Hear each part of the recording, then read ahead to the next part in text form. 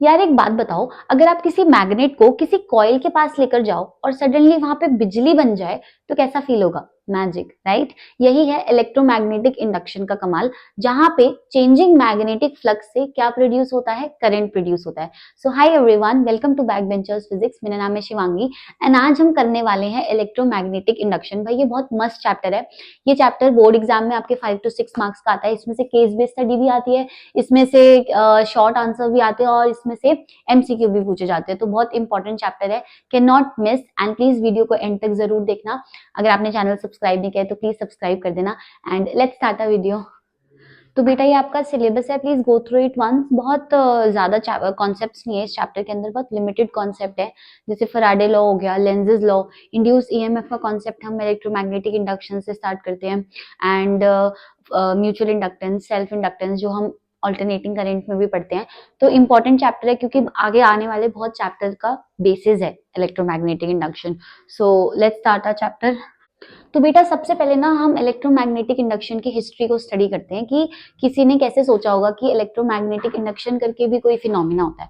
आपको याद है क्लास 10th में आपने एक चैप्टर पढ़ा था मैग्नेटिक फील्ड वाला, जिसके अंदर आपने ये ऑर्स्टेड एक्सपेरिमेंट करके एक एक्सपेरिमेंट पढ़ा था, है ना? उसमें क्या बताया गया था कि इलेक्ट्रिक करंट मैग्नेटिक फील्ड को प्रोड्यूस करता है। वो तो दिया था ऑर्स्टेड ने, ठीक है। फिर 1831 में एक साइंटिस्ट आए फराडे।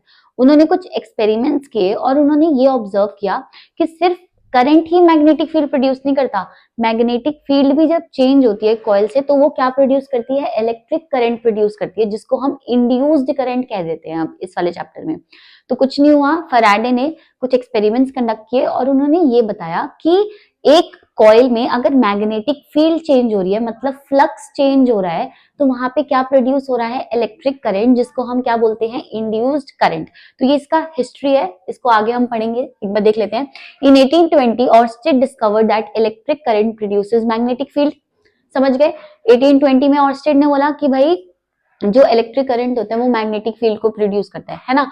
उसके बाद क्या एक क्वेश्चन अराइज हुआ कि कैन मैग्नेटिज्म प्रोड्यूस इलेक्ट्रिसिटी, के क्या ये दोनों आपस में इंटरलिंक्ड है ना? इसी से एक फिजिक्स की एक बहुत बड़ी ब्रांच निकल के आई जिसको हमने बोला इलेक्ट्रोमैग्नेटिक इंडक्शन, मतलब इलेक्ट्रिसिटी और मैग्नेटिज्म का फ्यूजन। इसी को ही हमने ईएमआई बोल दिया। तो फराडे ने 1831 में ये डिस्कवर किया कि changing magnetic field can indeed produce an electric current and this phenomena is called electromagnetic induction. I hope we are very clear about that, because अभी हम आगे फराडे के लॉ पढ़ने वाले हैं एंड फराडे के एक्सपेरिमेंट पढ़ेंगे पहले कि उन्होंने क्या एक्सपेरिमेंट्स किए, कॉइल को मूव करा या मैग्नेट को मूव करा, जिससे उनको ये पता चला कि यहाँ पे तो क्या हो रहा है? करंट प्रोड्यूस हो रहा है। अभी आगे देखते हैं।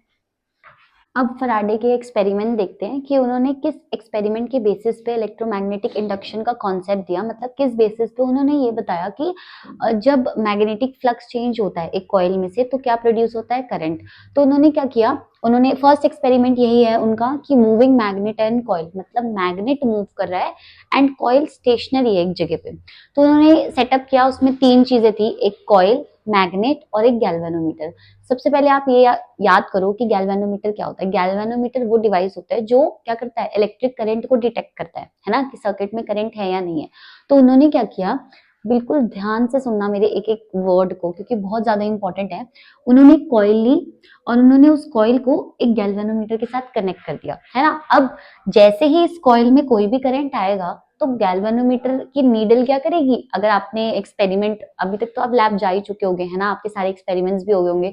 तो गैल्वेनोमीटर में नीडल होती है, वो जब करंट होता है ना सर्किट में तो वो क्या करती है? वो डिफ्लेक्ट करती है। आपने मीटर ब्रिज का एक्सपेरिमेंट किया होगा तो उसमें वो डिफ्लेक्ट करता था, हम नल पॉइंट कैलकुलेट करते हैं, है ना? तो क्या हुआ कि ये जो बार और एक बार मैग्नेट लिया, तो स्टेप नंबर 1 क्या था कि ये जो मैग्नेट है ना, ये मैग्नेट को इस कॉइल के पास लेकर गए। स्टेप नंबर 1 में हम कॉइल, मैग्नेट को कॉइल के पास लेकर गए। कॉइल तो हमारी स्टेशनरी है, मैग्नेट मूव कर सकता है। तो जब ये मैग्नेट इस कॉइल के पास में आया तो ये गैल्वेनोमीटर की नीडल क्या हुई? डिफ्लेक्ट हुई एक सर्टेन डायरेक्शन में। ऑल राइट, तो अगर डिफ्लेक्ट हुई तो क्या पता चला कि अरे हाँ, इसमें तो करंट प्रोड्यूस हो रहा है, राइट? फिर हमने क्या किया, इसको दूर ले गए या इसको रोक दिया तो वो जो डिफ्लेक्शन थी वो स्टॉप हो गई। डन।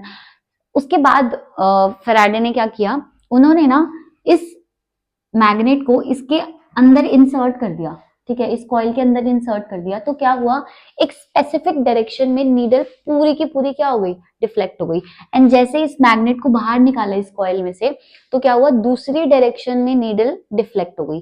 तो उन्होंने यहां से ये ऑब्जर्व किया कि अरे ये जो गैल्वेनोमीटर है इसकी नीडल जो डिफ्लेक्ट हो रही है, तो मतलब यहाँ पे कुछ ना कुछ तो लोचा है, यहाँ पे करंट प्रोड्यूस हो रहा है, जिसको उन्होंने बोला कि यहाँ पे इंड्यूस करंट प्रोड्यूस हो रहा है। तो इसकी ऑब्जर्वेशन है, ठीक है, फर्स्ट सेटअप आई थिंक आपको क्लियर है।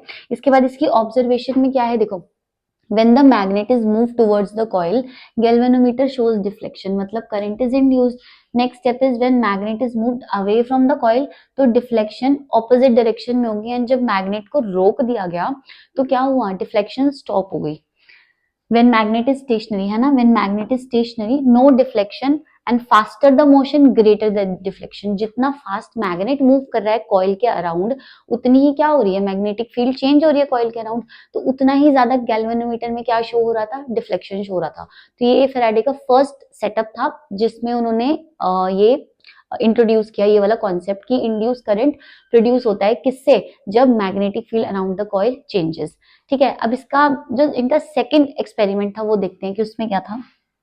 तो एक्सपेरिमेंट नंबर 2 में उन्होंने क्या किया, फैराडे ने एक्सपेरिमेंट नंबर 2 के लिए उन्होंने दो कॉइल्स लिए, एक को बोला प्राइमरी कॉइल, दूसरे को बोला सेकेंडरी कॉइल। ठीक है, अब प्राइमरी कॉइल और सेकेंडरी कॉइल को अलग अलग चीजों के साथ कनेक्ट किया, जैसे देखो ये प्राइमरी कॉइल है एंड ये क्या है, सेकेंडरी कॉइल।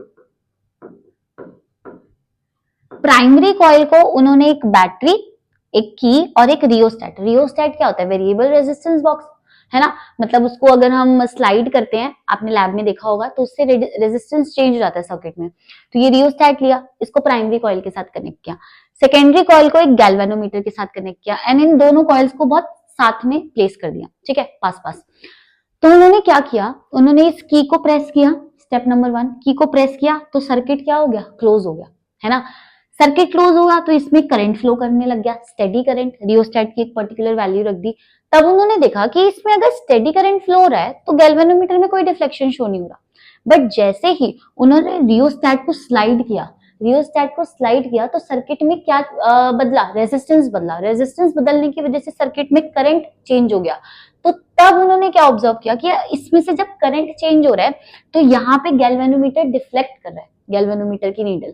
ठीक है, तो अगर उन्होंने एक पर्टिकुलर एरिया में रियोस्टेट को स्लाइड किया तो गैल्वेनोमीटर एक पर्टिकुलर एरिया में डिफ्लेक्ट हो गया उसकी नीडल।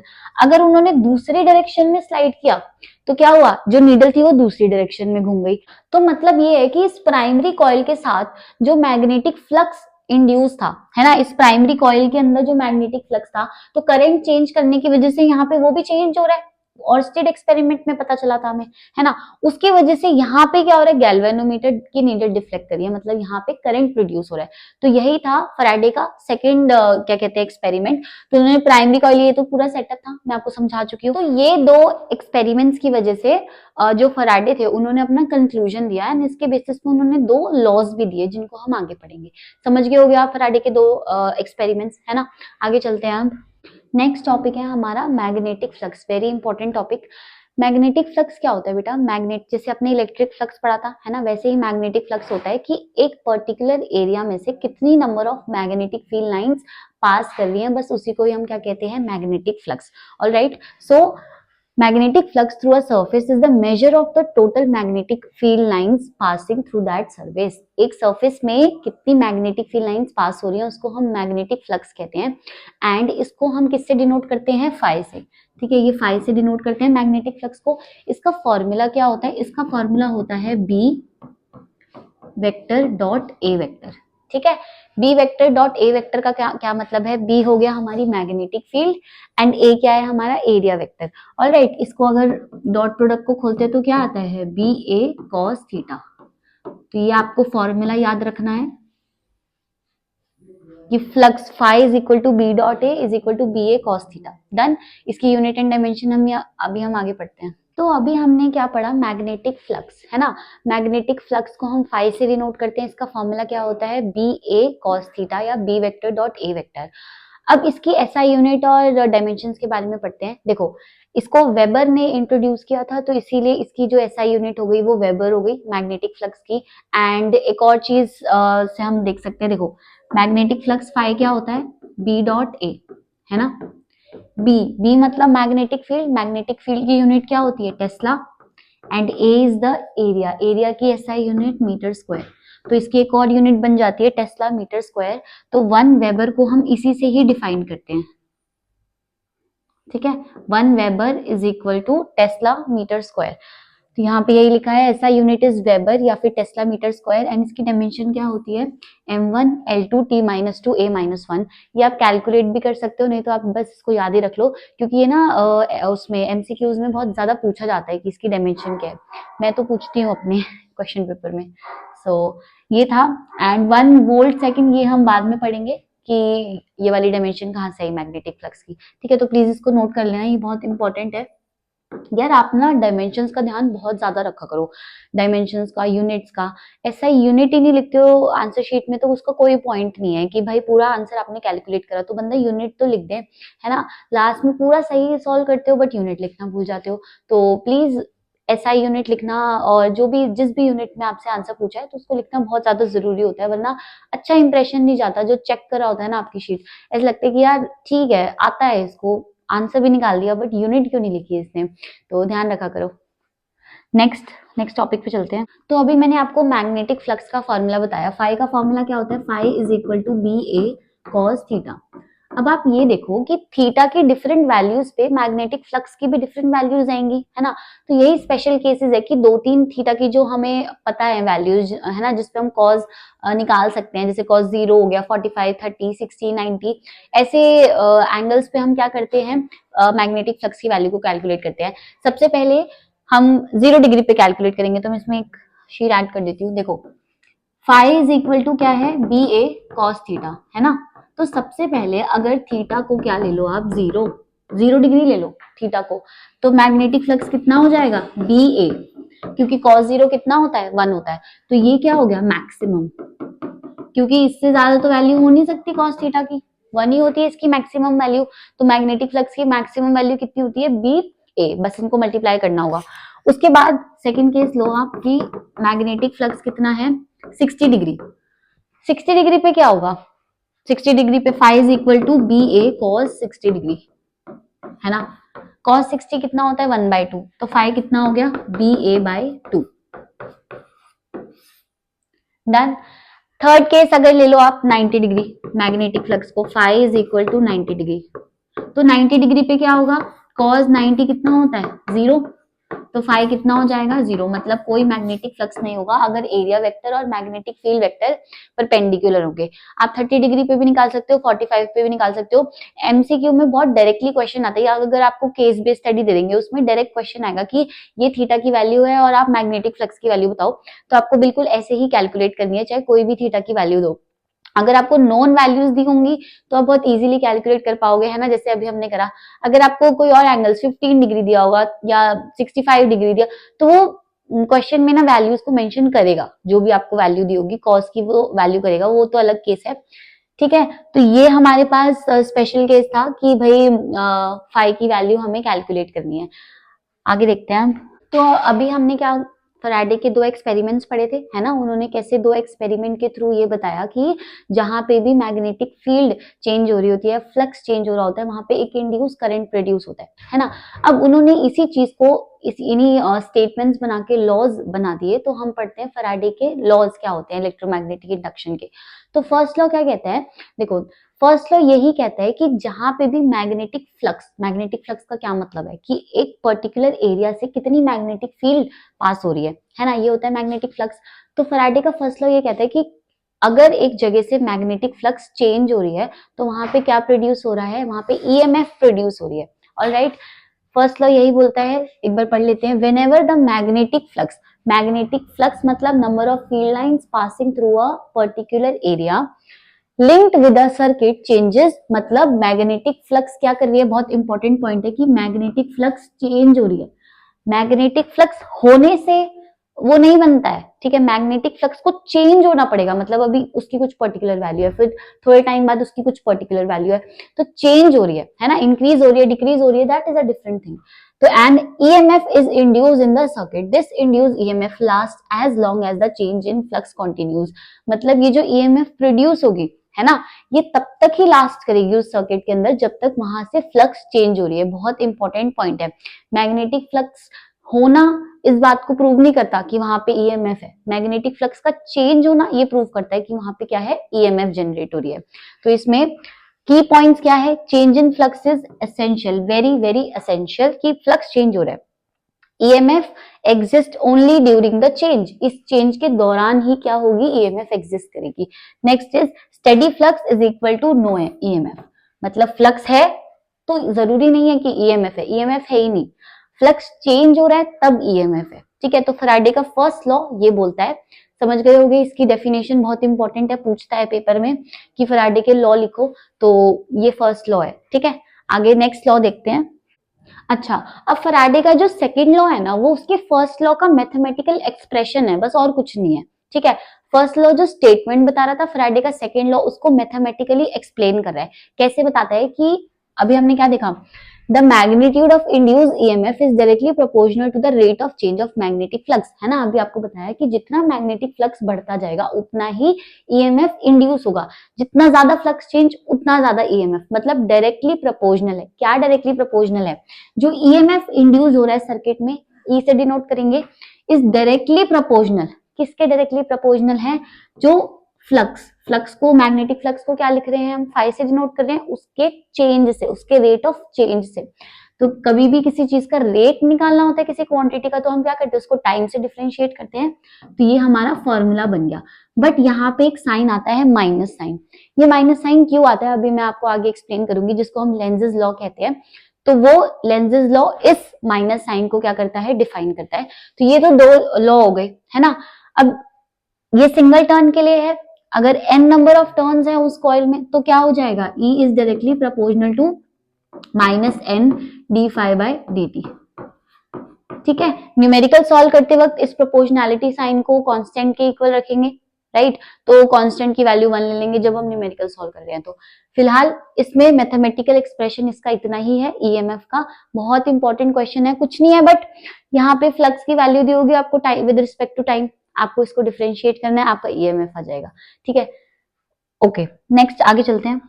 तो अभी जो मैंने आपको पिछली स्लाइड में एक नेगेटिव साइन बताया था, है ना, कि EMF is equal to minus N d phi by d t, तो उस माइनस का मतलब हम लेंजेस लॉ से समझते हैं।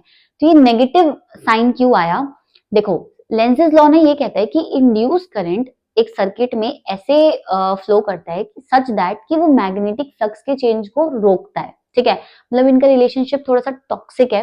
कैसे टॉक्सिक है, स्टेप नंबर 1, अगर मैग्नेटिक फील्ड, देखो स्टेप नंबर 1 क्या है कि अगर मैग्नेटिक फ्लक्स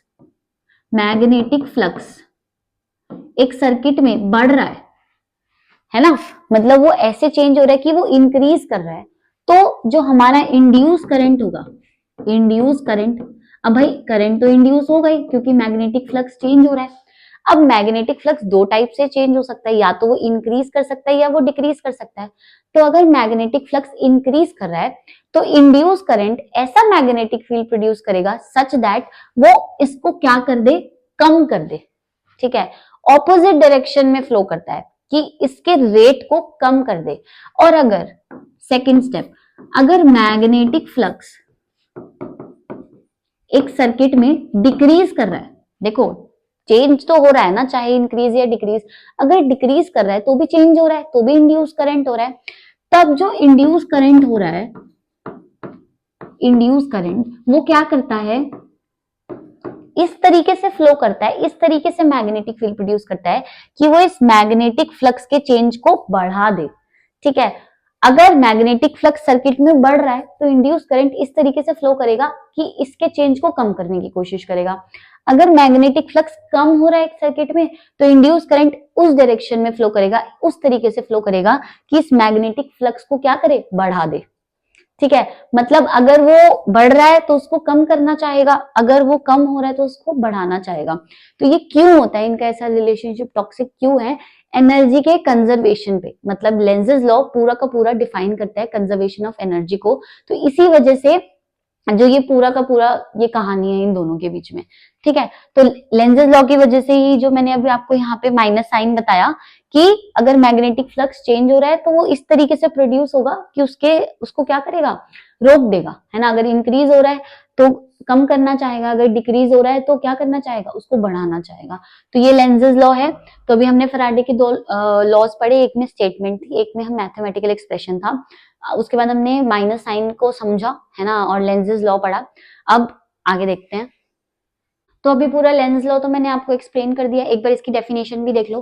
तो लेंसेज लॉ क्या कहता है, the direction of induced EMF is such that it opposes the change in magnetic flux that produces it. जो मैग्नेटिक फ्लक्स उसको प्रोड्यूस कर रहा है, इंड्यूस्ड ईएमएफ का फ्लो, उसका डायरेक्शन ऐसे होगा कि वो उसके चेंज को क्या करे, अपोज करे। Then also stated as the induced current always flows in such a direction that it opposes the cause that produces is। जो cause, जो magnetic flux उसको produce कर रहा है, induced current या induced EMF इस direction में flow करता है such that it opposes the cause that produces it। बहुत डिटेल में मैं आपको explain कर चुकी हूँ कि लेंजेस लॉ कैसे होता है, क्यों होता है ना। तो अपोज करने का मतलब यही है कि देखो, इफ फ्लक्स इज इंक्रीजिंग, अगर फ्लक्स इंक्रीज कर रहा है तो इंड्यूस करंट एक ऐसी फील्ड क्रिएट करता है कि वो डिक्रीज हो जाए, ठीक है। अगर फ्लक्स डिक्रीज कर रहा है तो इंड्यूस करंट एक ऐसी फील्ड क्रिएट करता है कि वो इंक्रीज हो जाए। समझ गए होगे आप इसका मतलब। तो एनालॉजी क्या है कि न्यूटन का थर्ड लॉ, है ना, एक्शन और उसका ऑपोजिट रिएक्शन। रिएक्शन तो माइनस उल्टी साइड में होता है ना, ऑपोजिट डायरेक्शन में होता है। तो आप उसकी एनालॉजी से ये चीज समझ सकते हो। अच्छा, अब ना बहुत सारे सैंपल पेपर्स मैंने देखे हैं जिसमें ये वाला क्वेश्चन डायरेक्टली आता है कि लेंसेज लॉ कैसे कंजर्वेशन ऑफ एनर्जी को जस्टिफाई करता है। बहुत ज्यादा इंपॉर्टेंट क्वेश्चन है ये, मैंने अपने हर एग्जाम में पूछा होगा जिसमें भी मैंने ईएमआई दिया होगा कि लेंसेज लॉ कैसे डिफाइन करता है, कंजर्वेशन ऑफ एनर्जी को जस्टिफाई करता है।